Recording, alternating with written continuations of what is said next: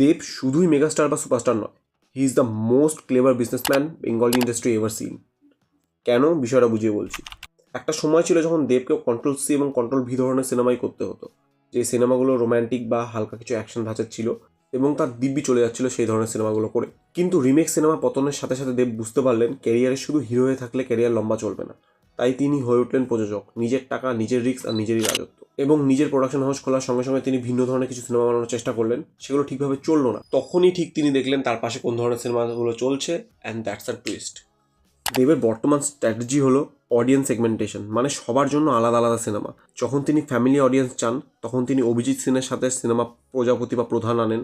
আবার যখন আরবান বা স্মার্ট অডিয়েন্স টার্গেট করেন তখন সৃজিত মুখার্জির সাথে টেক্কা বা কৌশিক গাঙ্গুলির সাথে ধূমকেতুর মতন সিনেমাও করেন। আবার যখন মাস অডিয়েন্সের সিটি শুনতে ইচ্ছা করে তখন খাদানের মতন আউট না আউট একটা কমার্শিয়াল সিনেমা নিয়ে চলে আসেন। অর্থাৎ অন্যান্য সুপারস্টাররা যখন নিজের ইমেজ বাঁচাতে ব্যস্ত, দেব তখন ইমেজের তোয়াক্কা না করে কন্টেন্ট নিয়ে জুয়া খেলছেন এবং জিতেও যাচ্ছেন। তাই বর্তমানে ইজিলি আমরা দেবকে বলতেই পারি তিনি নিজেই একজন শো রানার। সিনেমা হিট হোক বা ফ্লপ, দেবের ব্র্যান্ড ভ্যালু কিন্তু বেড়েই চলেছে।